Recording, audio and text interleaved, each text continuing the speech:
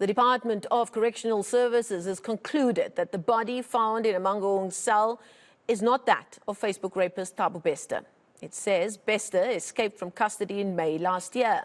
The department says there will be serious consequences for those found to have been involved in his escape. Now, reporter Heidi Jacques, as always, has been on top of the story and joins us now with the very latest. Heidi, this statement coming from Correctional Services saying in black and white, Bester escaped on the day of the fire. It was not him. Yes, what a story, Marcel. If we can just take our viewers back for some context, we do know that on the 2nd of May last year, a fire was alleged to have broken out in Mangaung prison, where it is believed that Thabo Bester was supposedly in that cell. A year on, and there was no post-mortem or any DNA results really confirming that that was indeed Thabo Bester. There was just a conclusion that he burnt beyond recognition. And just a few weeks ago, we saw some reports emerging that there was somebody spotted in specifically Sandton City with a striking resemblance of that of Thabo Bester, actually shopping in Woolworths. And this is when, for example, Ground Up started doing investigations to establish what exactly was going on. We ourselves asked the police minister, Bheki Cele, about a week and a half ago, whether or not the DNA of the individual that supposedly burned beyond recognition in that cell was indeed that of Thabo Bester, and the police minister saying that there is no conclusive evidence to prove that. We probed with Correctional Services. They indicated the investigation is still ongoing and they're waiting for a post-mortem. About a week later, we received quite a lengthy statement from Correctional Services confirming that indeed Thabo Bester did not die and was not burnt beyond recognition in that cell in May 2022, and that he indeed did escape from prison on that day. I think what's also important to highlight here is that the post-mortem conducted on the body that supposedly burnt beyond recognition in that Mangaung Correctional Center revealed that it was an adult male, but with a blunt force trauma to his head. The post-mortem also further revealed that there were no signs of smoke inhalation to the body, and it further uncovered that the pancreas and spleen in the body were in the early stages of decomposition. It also further indicates that the DNA sequencing with the person identified to be the mother of Thabo Bester failed to indicate a common ancestor or match. Sure. So that already showed to Correctional Services that the person claiming to be Thabo Bester's mother, the DNA didn't match with the body that burnt in that prison cell. That already was given to Correctional Services last year already. Nothing was done about it. Only when pictures started emerging to say that we've actually spotted Thabo Bester, Correctional Services started investigating further. We actually spoke to Correctional Services spokesperson last week, Saturday, on eNCA, that told us they can't investigate on hearsay and pictures circulating, and investigations are still underway. And I must just emphasize that clearly if there was more pressure, the post-mortem results would have come out sooner, but it's only because of work like Roundup and other posts on social media indicating that they've spotted somebody with a striking resemblance, and Correctional Services indicating that they need to fast track to find Thabo Bester because he indeed is alive and escaped. Now, does the statement released by Correctional Service just a short while ago, this can't be the end of it, surely. I see even the DA has requested that the Judicial Inspectorate of Correctional Services launch an urgent investigation into allegations of a potential cover-up. What are you expecting to happen next?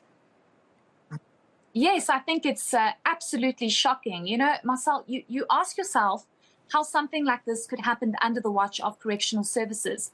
Thabo Bester was convicted of rape and murder. This is a serious crime. If I'm not mistaken, he actually received a life sentence. So it was not like he was going to receive any kind of parole anytime soon.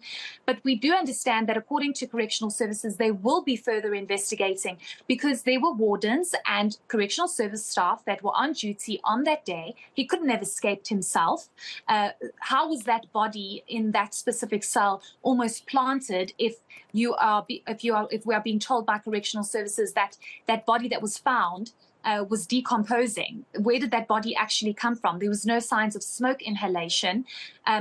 What happened in that moment when the fire broke out? Who was on duty? Who picked up that there was an actual fire? What's even more shocking is that there is somebody who actually apparently emailed the Deputy Minister of Correctional Services indicating that they are aware of the fact that Thabo Bester escaped from prison last year.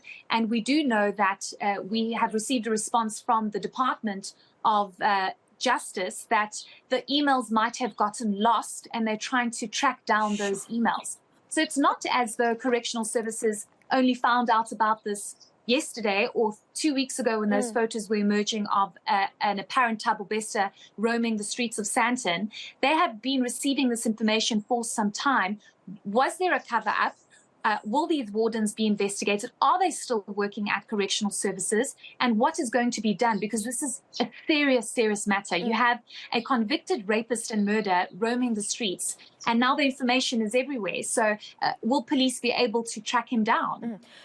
Heidi, what also strikes me about the story is broken by a ground up, fantastic work being done there as always, but it also moved by the speed of light because of the role of social media, and South Africans just piled in on the story. And what it also showed is that our justice and law enforcement organizations perhaps are struggling to keep up with how stories of this nature can move. And they can't just send out holding statements saying, look, this is on social media, we can't take it seriously. I mean, this is real life that's unfolding not just day by day, but by the minute, and it's unfolding on social media. They're really going to have to move with the times, aren't they?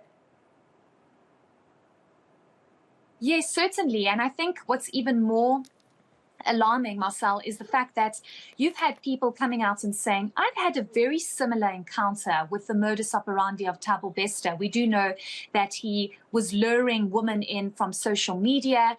He would inbox them on Facebook, on social media platforms, show his interest in them, and then he would attempt to murder and rape them. And that was his MO. And you have people coming out on social media saying, I actually encountered somebody with a striking resemblance of Thabo Bester. He did the same thing, unfortunate enough to have escaped.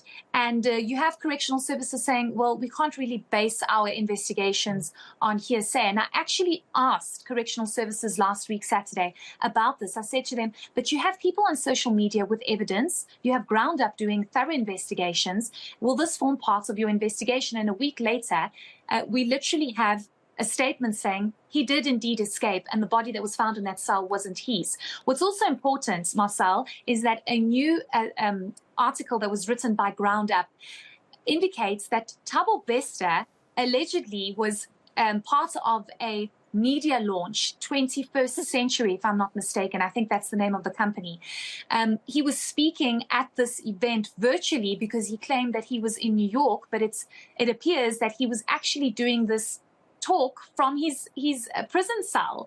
How did Correctional Services not spot this? How was he able to pay off wardens to firstly get a cell phone with internet access to speak at this event? And there is evidence that Ground Up has of him actually speaking with a white background.